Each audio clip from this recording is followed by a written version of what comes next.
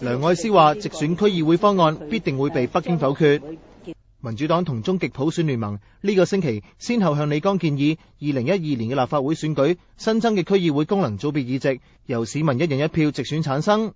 咁繼李剛之後，梁愛詩都講到明呢個建議，即使立法會通過咗，到提交俾人大備案嗰陣，必定會被否決。問題佢就係直選啊嘛，直選就係直選，一人一票就係直選啦。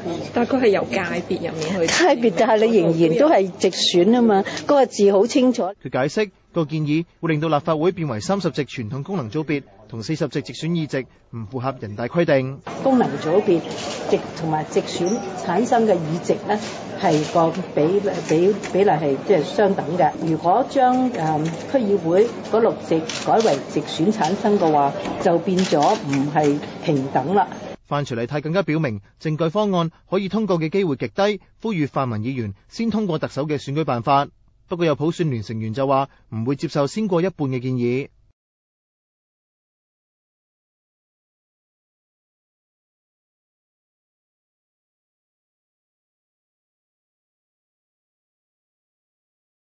建制派對普選聯嘅改良方案口風明顯改變。基本法委員會副主任梁愛詩話：改良方案冇違反人大常委嘅決定。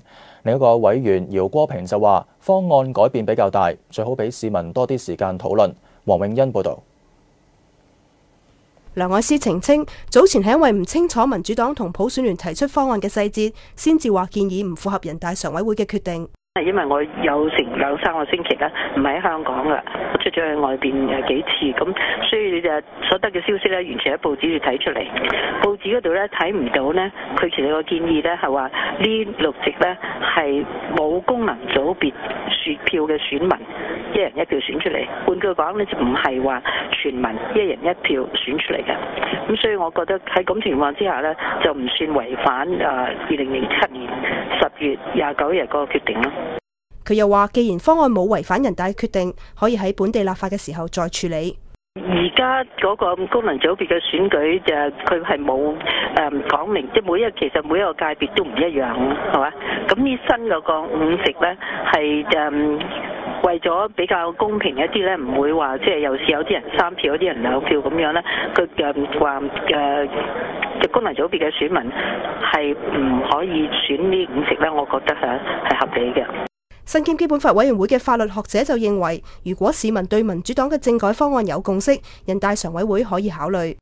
香港社會在形成共識的這麼一個階段，這個如果說真是香港社會關於這點的意見很一致，並且能夠形成一個正式的正式的程序來這個來層層的這樣做的話呢，我想這邊應該作為常委會應該會認真考慮的。